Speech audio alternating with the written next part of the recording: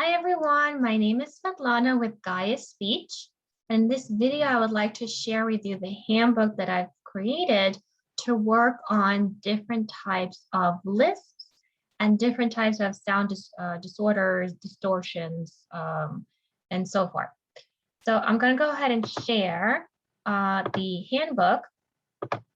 This handbook is available in Teacher Pay Teacher store, in Boom Cards, Made by Teachers store, if you've heard of that one.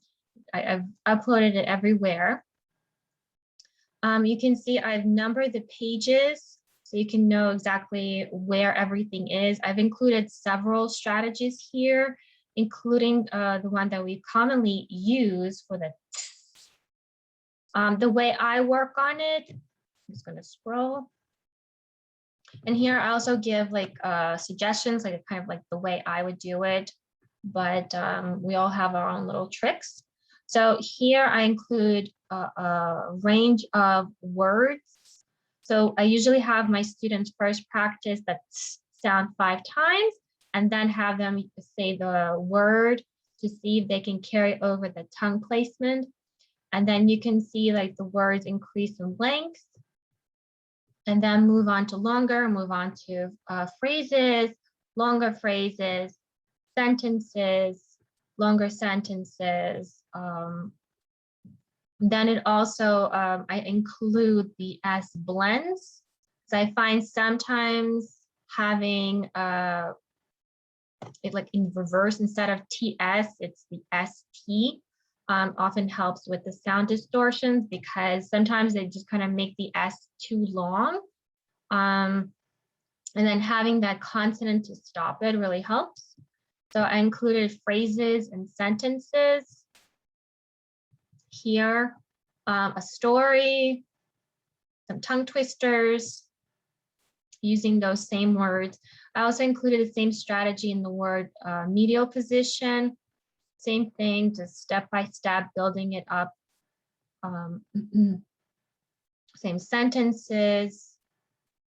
And then, so I use this strategy, psi and thigh, for the S and the TH for the frontal lisp.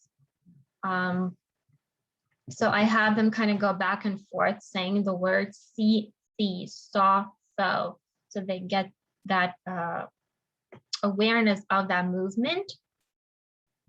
So you have it in beginning of the word, end of words, sentences, tongue twisters.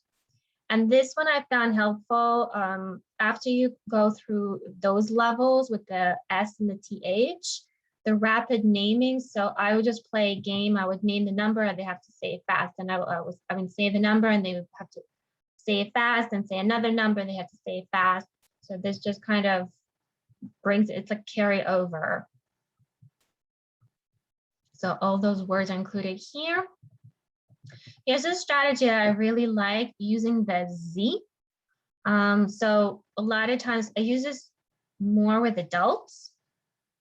A lot of times the lisp affects not just the S sound, but the Z, the sh, the j. But it's actually all these sounds require the same tongue placement.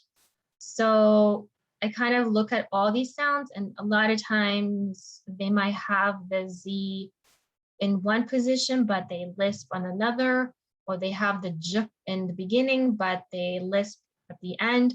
So I use this strategies, like if you have it with the Z at least in some position, then you can already start building that awareness of where your tongue's supposed to be.